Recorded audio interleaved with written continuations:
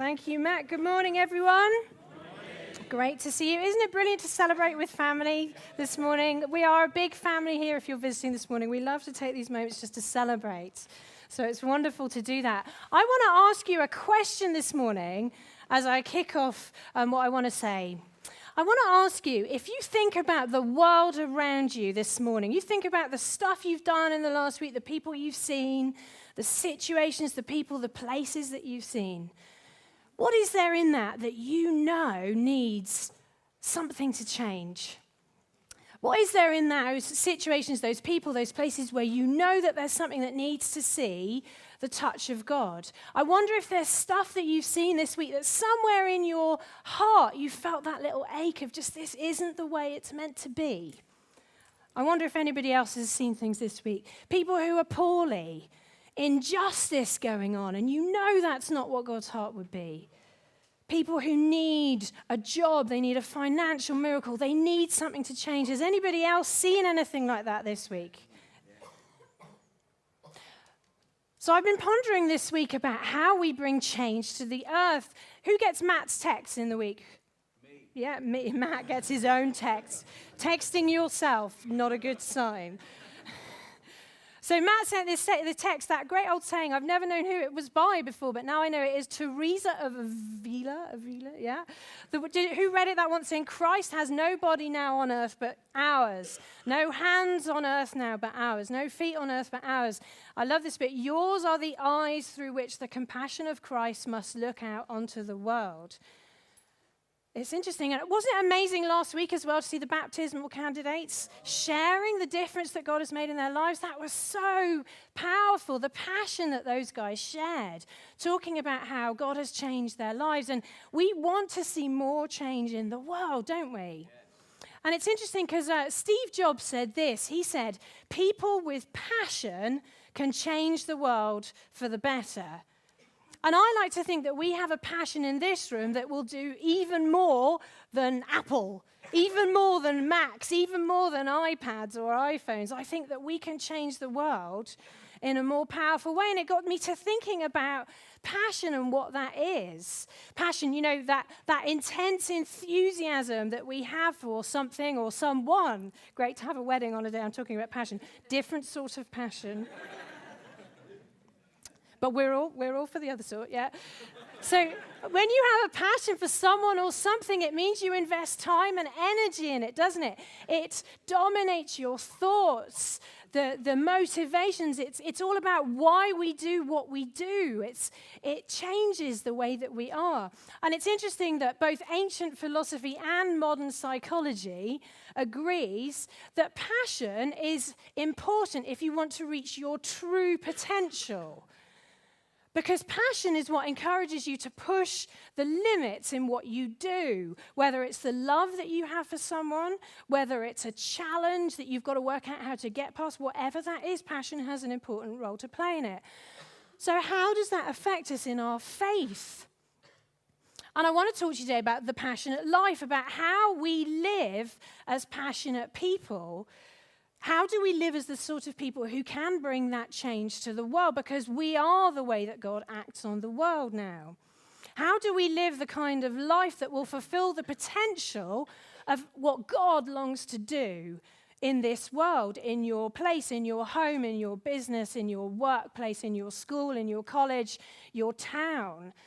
How do we fulfill that? Because we want to see that change, don't we? We want to see those situations change. So today I want to preach about, there's a verse from a book called Romans 12. Now this is a letter that was written by a guy named Paul to early Christians who were living in Rome. It was about 50 to 60 years after Jesus died and was resurrected, to set the scene. And what he writes to them, the beginning of it's quite a lot of sort of theology about what's just happened. He's trying to explain it. But then he shares with them some amazing tips for how to live this faith-filled life. And it's one of those tips that I want to look at now because it really speaks into this.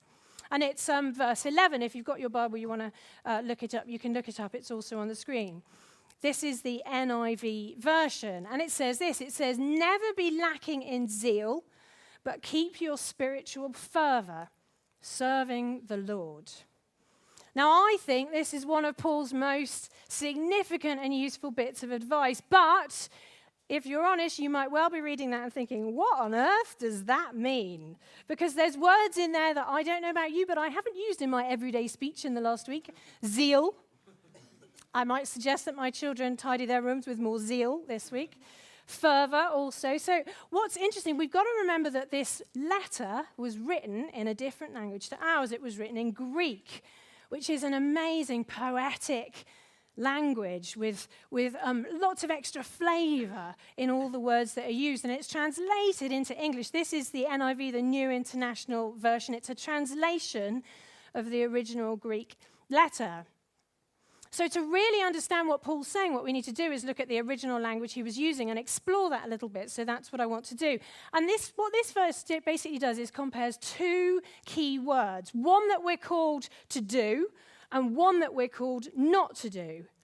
So we can see them up there. Now, there's this word okneros, which is the one we're called not to do. And then there's this word zeo, which we are called to do. And if we go back and look with the NIV again, you can see how they're translated here as this one, okneros meaning lacking in zeal, and zeo, which is this word meaning something to do with spiritual fervor. So what this verse talks to us about is how we live the passionate life. And I want to talk to you about three things that Paul is telling us in this verse, which I think are really significant to us this morning. And there's one that we're called to do, two that we're called to not do. So let's kick off with the one that we're called to do. And it's this. It is to be on fire with passion for God. This is this word, zeo, and it's an amazing word with quite a complex meaning. Well, it means things that literally it means on fire, to be burning hot, but it has this extra meaning to be sort of bubbling over with enthusiasm and passion for God. Apparently, I am not a Greek scholar, if you say this in Greek, it is onomatopoeic. Who knows what that means? Yeah, some of you. So that when you say a word and it sounds like the thing that it's describing, like moo, I Googled that. So apparently when you say that word in Greek, it sounds like boiling water. It's got that sense of something that's bubbling over. Personally, when I think of it, I like to think of filling a glass of champagne. Maybe that's just, optimism for this afternoon. But when you fill a glass of champagne, if you fill it too enthusiastically, it literally bubbles over. And that's what I think of when I think of this word. It is life and passion that's turned up to the max. It's about overflowing and bubbling over with joy and faith and everything that God has done for us. This is the another translation of that verse. It's from the Contemporary English Version. And they translate like this. It says, don't hesitate to be enthusiastic. Now, I like enthusiasm. I am a mum of two. I am often trying to generate enthusiasm for things like going to do the weekly shop, getting to school on time. I have limited success. But this is what it's encouraging us to be people who are full, and not just full, but bubbling over with infectious enthusiasm for God. And you can see this running through the story of God's people in the Bible, from the beginning right the way through to the end. So in the Old Testament, when they're given the laws and they're given the first regulations for how to live, they're told, these are not just idle words for you, they are your life. This is not just something to tag on, it's your life. In the New Testament, when Jesus is talking to the people about what's the most important commandments, he says that we should love God with all our passion. So you can see this running through the whole Bible. But this isn't a passion that we generate ourselves by some kind of incredible will and effort. It's something else. This is a gift of God. It's the Holy Spirit generating something inside you that cannot be contained. It's a Holy Spirit fueled, burning passion that comes from within and that brings this stuff to the world, the goodness, the change, the light that the world so desperately needs to see.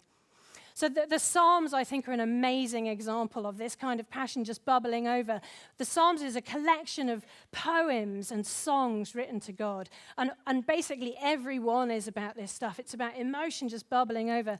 This is an amazing example from Psalm 45, verse 1, saying, my heart bursts its banks, spilling beauty and goodness.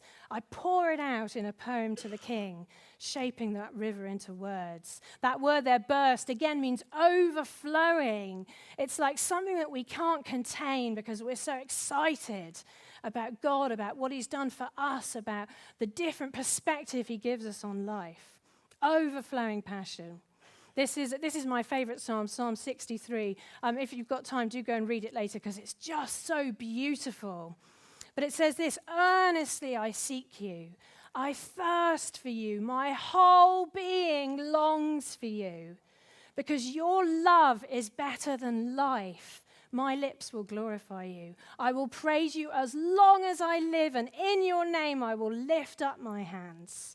If you've ever wondered why we lift our hands up to God, it's not because someone told us to. It's an instinct. It's because you can't contain what you're feeling, and you reach out to the God who you're worshiping, who loves you so much and has changed your life so much. Have you ever experienced a passionate faith like that? And don't get me wrong, this passion isn't about life always being great and full of joy and happiness and everything goes right. It's about what drives you. It's your why.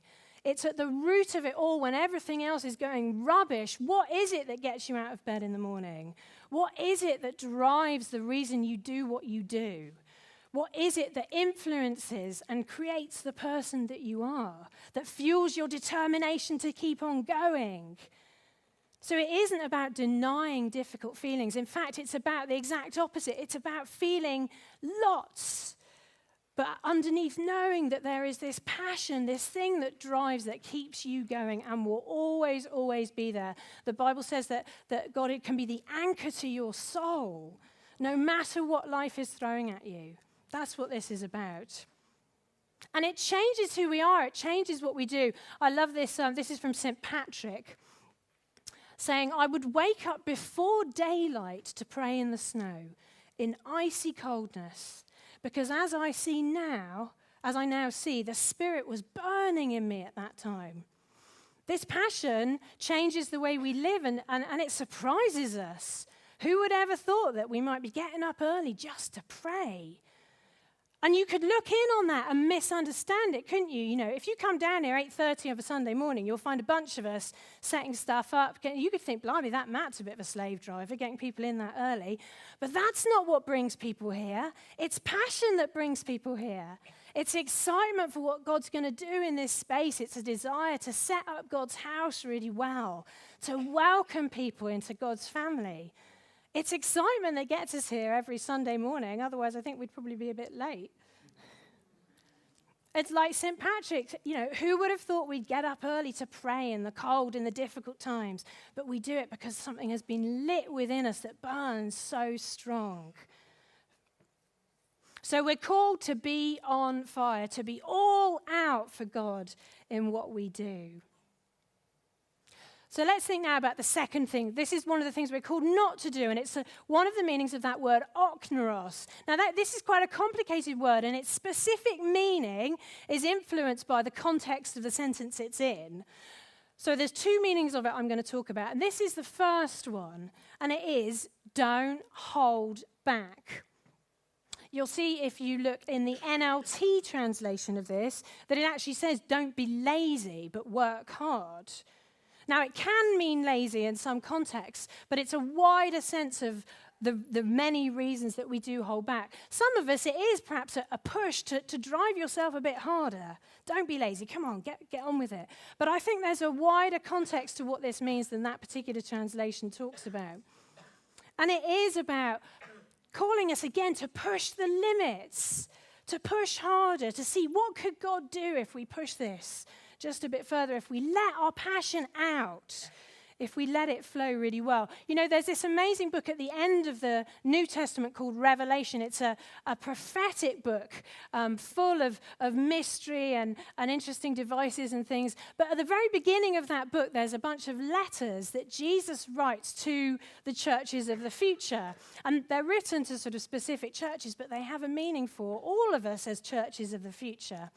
And one of those letters is really interesting. What it says is to this church, there's a warning because it says, you guys, you're neither hot or cold, you're lukewarm. The actual word there literally means tepid. Anybody ever run a bath and then you go to get in and it's tepid? Isn't that the most disappointing thing of your entire day? Because one of your children used all the hot water and didn't tell you. Has anybody else ever had that happen? It's so frustrating. And this is the same call. It's like, don't be tepid. If you've got this faith, if you know that what Jesus did for you, if you know that God is real, be all out for him. Be hot, be burning, be on fire. Don't just be tepid. That's such a waste. Because what could God do if we really released everything of what he could be in us?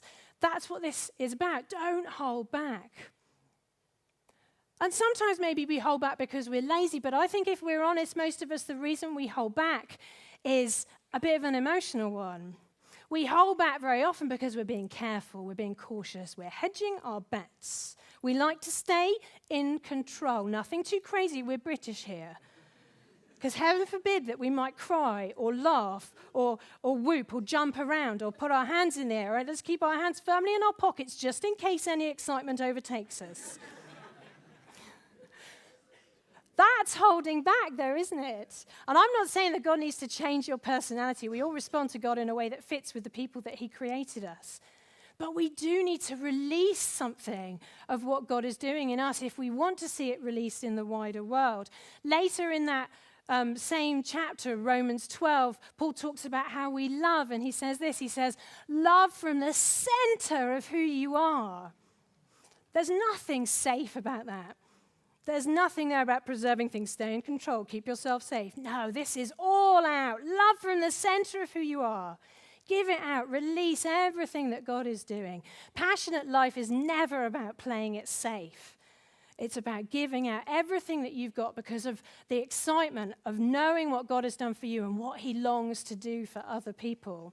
It's a transforming faith, not just for us, it's transforming for the people who we're around.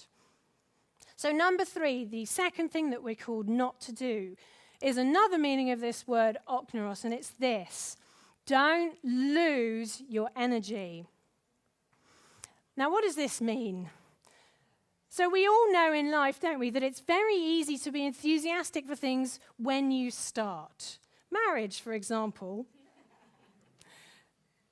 We all know about the sort of honeymoon period. When you first get married, it's all very exciting. It's a much bigger challenge, isn't it, to sustain that same passion, that same excitement long term, because marriage is for life, not just for a couple of years. And what we're called to do, and what this verse is talking about, is our call to live our life with a lifelong passionate faith.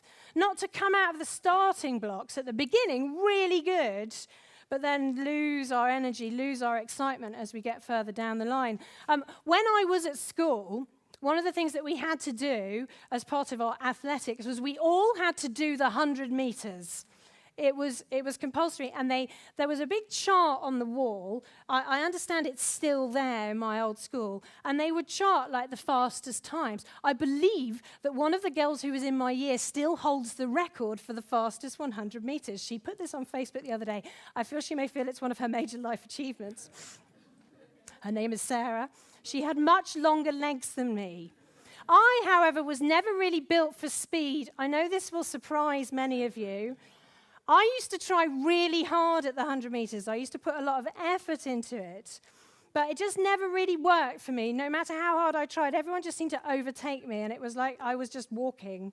And they would just hurtle past. The other particularly cruel thing, though, about my school 100 meters was that the only space that we had that was 100 meters long, where we could get the paint out and paint the lines on, the last 15 meters were uphill. Yeah. So it was particularly cruel because you start out in the starting blocks and you go off and you're absolutely full running. And then after about 10 meters, you're thinking, blimey, this is further than I thought. I'm quite tired now. I'm thinking, and by the time you got to 50, if you're me, quite a lot of people have finished and are sort of peering back down to see how you're getting on. But then you get to the last 15 meters, and oh my goodness, this was the bit you needed to save your energy for, because this is actually really hard. And by now everybody's watching thinking, come on. And faith life can be a bit like that, can't it, sometimes? Because if we come out of the starting blocks absolutely on fire and running with all of our energy, but we've forgotten that it's actually not a sprint, it's a marathon. This is a lifelong faith.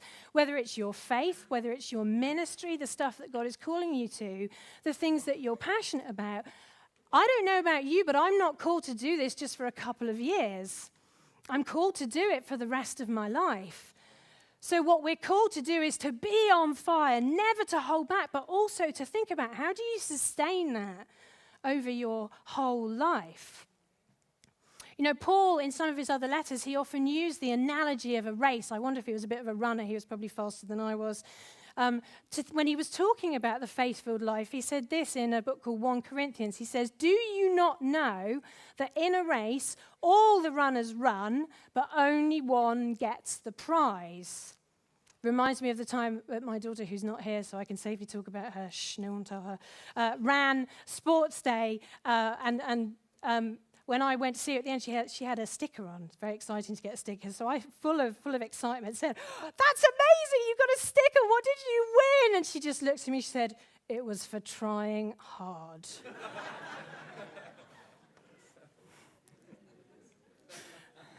Only one gets the prize. But he's saying run in such a way as to get the prize. Maybe you're never going to be the person who wins the 100 meters, but run at it with all your heart. Because this faithful life is so worth doing with all your passion. And we want to sustain that. This is about staying burning hot for God right the way through your life. Did you know that in this room today, as we as a church are about to move, we think, into an amazing new season. We're so excited about what God is calling us to, what he's speaking over the church. But did you know that in this room there are some amazing people who actually were here when God led us into the last amazing season, when we built our old building over next to Waitrose? There are people here who prayed, who fasted, who gave, who made that happen. They laid the foundation, 15 years ago, for where we are now. If it wasn't for those people, we wouldn't be able to be moving into the season that is next for us. And they're still here with us. That's so amazing, because that is exactly what this verse is talking about. It's passion that carries you your whole life, that leads you into the next season with as much excitement as you went into the last one, that keeps you going faithfully through whatever God calls you to through your whole life. It doesn't matter how old you are. Some of the most passionate people in this church are some of our oldest. So it's not about being young. It's about what God is doing in your heart. So we're called to be burning hot for God, never to hold back, but to release everything that God's doing and to sustain that through our whole lives. Why? And there's an important bit at the end of the verse that we must talk about before we move on to pray. It's about why we do it. It's this final bit of the verse that says it's about serving the Lord. And that might sound obvious. But again, I want to talk to you about the word that is used there, and it's this word doulos this time. And what that word means literally, it was a word from the time of the era when this letter was written. It meant literally to hand over or give up your right to be self-governing. You gave up your right to have control over your own life. It was literally giving your life away to someone or something else. And that's what we're called to do. This is about giving our lives to the God who changed our lives to see what he can do through them. Paul opens this chapter of Romans 12 saying, give yourselves as a living sacrifice to God. And that's what this is talking about. And it's interesting because what we know about passion, if you look at the psychology of it, one of the things that's discussed is as you become passionate for something, if you truly grow that passion and grow your potential, what it does is it changes you so much that it ceases just to be something you do and it becomes something you are. And that's what this is talking about. Passionate faith that changes you. So you're not just someone who happens to come to church on a Sunday. You're not just someone who happens to have a faith. You are your faith. This is who you are. You cannot say to me, oh, Kate, what do you think of this put aside the fact you're a Christian for a minute. I can't do that because this is everything about who I am. Everything. It's become who I am, why I live, why I breathe, why I get up in the morning. It's everything about life and living. And it's about discovering a life that's way beyond anything that you thought you could ever have before you did come to know God. And we want other people to know that, don't we? We want to see that change. So I wonder, as we talk about this morning, where are you this morning? Are you sat there thinking, yeah, come on, I'm there? Or are you thinking, interesting? And what I want to do is I want to pray in a minute. And I'm going to pray for 3 things that as I was praying and preparing this week, I felt that God wanted to speak to some of us in this space today, because we know that God is real. There are things that he wants to do with us today, stuff that he wants to whisper over us, stuff that he wants to change. So I'm going to talk to 3 groups of people, and what I'm going to do at the end of that is if any of those things are you, I'm going to ask you to stand all together all at the same time, so no one will know which or why or what. But I'm going to ask everyone who knows that God is touching them to stand so that we can pray for you. Because believe me, this is a good way to live. The moment that I found out about God and it changed my life was the best moment of my entire life. There is no way I would rather live than with this kind of passion, knowing this stuff about God and the change that he longs to bring. So 3 things. And there are 3 stages, really, that I think we go through in our life of passionate faith. So number 1 is about ignition. No matter who you are, there's a moment where that first little spark catches and something happens that changes your life. I remember when I became a Christian, because none of my family are Christians, I went with the vicar and the vicar's daughter off to a camp, and that was where I heard about God and became a Christian. I came home to my parents, and I said, "Oh, Mum, you'll never believe this. I'm going to live my whole life. I'm going to give my life to God." She was quite alarmed. But I was so excited. A spark had been lit, and you know what? I have. And she's less alarmed these days, occasionally a bit bemused. But it's amazing. And so whoever we are, there's a moment when that spark ignites. And some of you may be here and you don't know God in that way. Some of you may not have heard the message before. Maybe you're here because you love the space or the people. You're here as guests. Somebody's brought you whatever. If you've never felt this and you long to, hearing about it, we would love to pray for you to ignite that spark today. Maybe you have been a Christian for a long time though. Maybe you've been coming to church for a long time. Maybe you grew up in a Christian family. Maybe you've been doing this for years out of routine or something like that. But you've never really felt, if you're honest, this sort of spark, the kind of excitement that you hear people talk about. We would love to pray for you that God ignites that in you today. Number 2 then that we need to do once we've got the passion ignited is we need to feed it.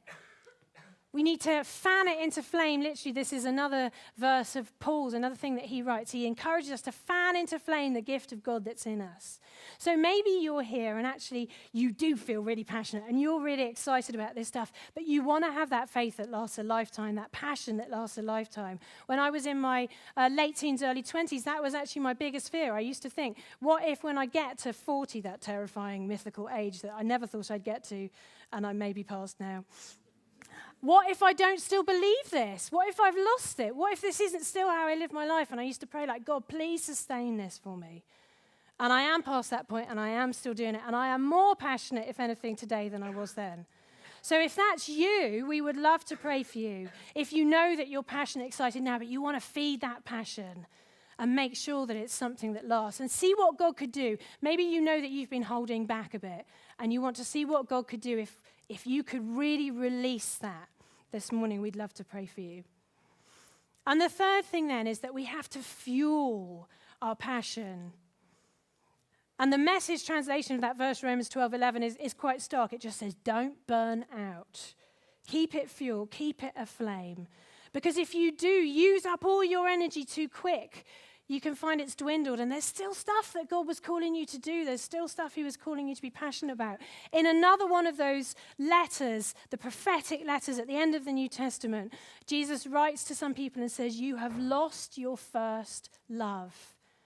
You had that passion in the first place, but if you're honest, it's gone now, or it's dwindled. It's much less than it was. It's smoldering at best. And it's not easy, is it, guys? You know, none of us are getting any younger. And it's hard to go into the next season with the same passion that you went into the first one when you were 18, 19. That is hard, and it's different. And if that's you today, we want to pray for you, whatever it is. Sometimes it's just that life is throwing so much at you. You're just exhausted. It's really hard to keep that passion burning within when you're actually trying to think, how will I get through the next day? How will I manage these kids or this job or the boss who's bullying me or the financial problems that I just don't know how to solve? That's really hard. So if that's you this morning, we would love to pray for you, that you don't burn out, that you're able to sustain this passion. So let's take a moment.